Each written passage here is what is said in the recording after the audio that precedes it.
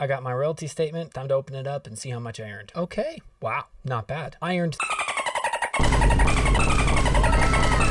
in royalties. If you're trying to make a living in music, pay attention. This is the part that no one explains. Most musicians don't really have an idea how royalties work. This is a real-life 32-page long royalty statement that is the result of over 200 tracks and 12 years of work getting all this music into TV, ads, promos, and film. I have made a lot of music and sold it to Warner Chappell Production Music. Most of that music is at least 6 or 7 years old at this point, because about 5-ish years ago, I stopped making music for them to focus on my own production music library. And I've focused a lot more on quality over quantity, so there's just not as many tracks floating out in the world that come from Marigold Music. Where's the streaming totals? They usually put the totals at the bottom. US performances, internet audio. That means streaming. So obviously stuff I worked on got streamed on other platforms. Let's take a look at the streaming totals. Wow, okay. Internet audio grand total, $166.30. Only slightly depressing, but the real money in all of this comes from TV placements. $166 in performance royalties came from about 550,000 streams. If you write everything yourself in those songs, you get to keep most of the money from those streams. This is what real world income looks like for working artists and musicians. So quick bit of background, Warner Chappell Production Music. They have a whole staff of salespeople that builds relationships with all the major streaming platforms and production companies and broadcast channels all over the world. They bought the sound recording and the composition from me. I got to keep the performance royalties from the sound recording side, and they go out and monetize it. This is a crucial part of the whole pie of how musicians and artists can make a living in today's music industry. So here are a few takeaways that I'm going to share with you that paint the picture for how much money is out there for musicians and artists to earn. A big part about this royalty statement is that production music way outperformed streaming numbers. Out of $3,542, only $166 came from streaming royalties. We're going to dive deeper into these other placements that earned me way more money, because TV placements still pay real money. So I took a little bit of extra time to dive in and understand the placements. I'm going to go over a few and talk about what performed well, key placements that helped me earn more money, and what you can do to position yourself to get your music in TV shows just like these ones. So you'll notice that most of the numbers you see here on the side, the royalty amount column here on the far right, royalty amount, pennies. Vast majority, pennies, less than $1.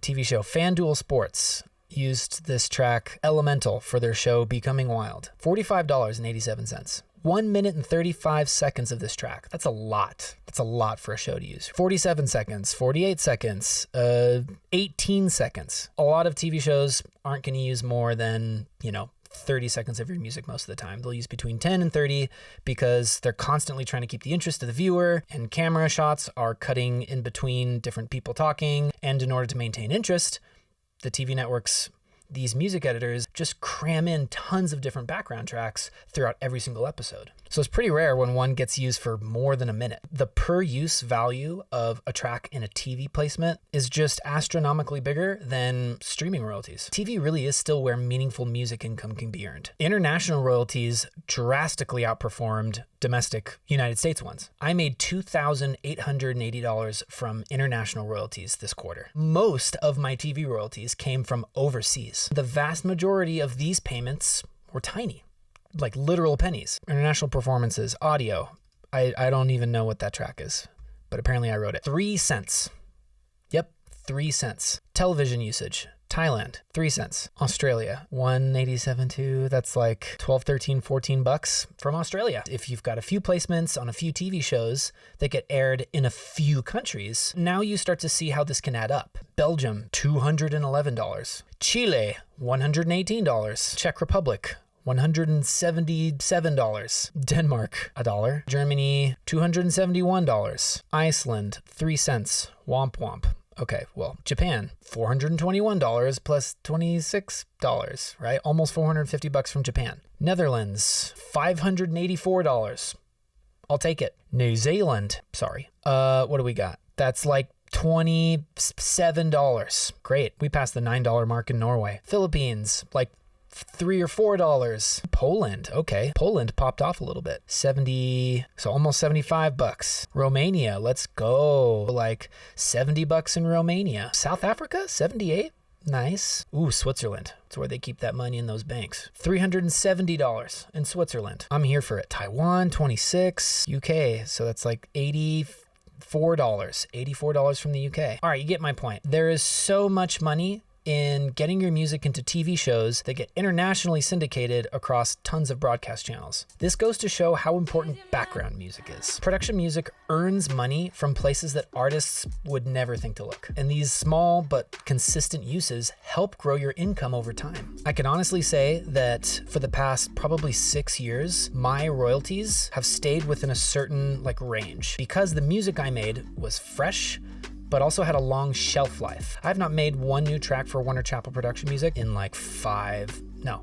6 years. If you can make music that can still feel fresh and hip, but can also be relevant and not fall off of a trend in 2 or 3 years, then you are going to print yourself money in TV royalties by getting your music into production music catalogs or into TV shows through sync licensing. Now, we can't completely forget about streaming income. It's real money, but it doesn't move the needle. Unless you own the vast majority of a song that gets a few million streams, then it's not going to be a substantial part of your earnings. Depending on how you build your music career, of course you can earn money from streaming. But if your goal is to pay rent, it's not enough by itself. So when you add all this up and take a look at all of the tiny amounts of money that add up, having a large amount of music, a large catalog, is the key to unlocking all these earnings. Now, more often than not, most of the money comes from 1 or 2 really great songs that, get big placements. Sometimes that can be huge. By continuing to create your best music over and over and over again and getting it placed and producing it in a way that not only feels artistically honest to what you're trying to do, but has key elements in the track that make it super, super placement ready, which I will talk about in a future video, how you can structure your music to make it ready for TV placements without making it sound like it's retail pop. The reason that this quarter hit $3,500 is the amount of catalog that I have floating out in the world. Again, I don't own most of this music, but I maintained a percentage of the performance royalties when I sold that music. You have to have ownership in some way, shape, or form to be able to monetize music over and over again. So if you want to build sustainable income, you need to understand that it's going to be through stacking small wins over and over and over and over again, and consistently creating high quality music that stylistically has a long shelf life, but still sounds fresh enough that when music editors and music supervisors comb through the production music catalog that your track sits in, they're going to listen to it. They'll go, cool, download, and it makes its way into the show. So lean into the music that you're good at making, that you're passionate about making, and release it and pitch it and get it out there. I made $3,500 without lifting a finger, and I'll collect